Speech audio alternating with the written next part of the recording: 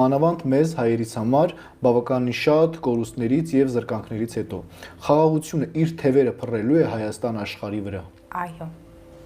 Համոզված եք։ 20 թվականի եւ 23 թվականի առհավիրքները դեռևս այդպես կրկնվելու հնարավորություն չունեն։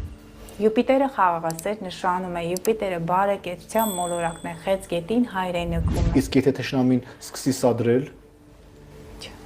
թշնամին հաջողության չի հասնելու։ Ոչ։ Խափանվելու է տիեզերքից։ Իրենք չեն էլ արդեն մտադրությունները կա, դեռևս իրենք նախ բարդ դիրքավորումներ չկան եւ դեռևս նրանք սպասում են աշխարհակաղակական փոփոխություններ։ Բարդ դիրքավորումներ չկան, այլ երբ որ արդեն մոլորակները կանցնեն խոյի կենթանակերպ կամ կարևոր մոլորակային դիրքան, այ գառնանկով, իսկ կարող եմ ասել, երբ որ Սատուրնը, Նեպտունը անցնեն խոյ, դա մեկը փետրվարի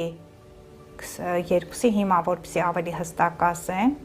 Այստեղ մենք դիտարկում ենք հարգելի Արեգ Փաստորեն Նեպտունը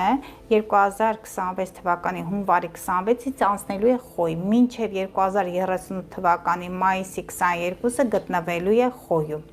Սատուրնը, որը նորից հետ է դարձել ձկների կենթանակերպ, 2025 թվականի փետրվարի 14-ից անցնում է խոյ եւ մինչև 2028 թվականի ապրիլի 13-ը խոյում է լինի։ Այ այդտեղ, եթե նորալուսին լինի, դա մարտի կեսերի մոտակայքում թեթև մոլորակները, որ դիրքերը փոխվեն, նրանք ինչ որ բան կմտածեն։ Ես նկատի ունեմ շրջադարձային կտրուկ փոփոխություն սպասվում է։ Ամբողջ տարվա ընթացքում չի սպասվում։ Չէ, միջև մենք խոսում ենք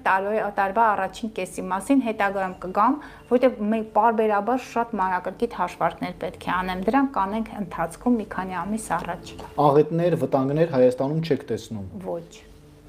Ուղղակի այդ երկու մոլորակները եթե անցնեն խոյը դա ասում եմ երկրաշարժի վտանգ կարող է լինել, Սատուրնը դա քարերն են, ժայռերն են, դա հողն է, խոյը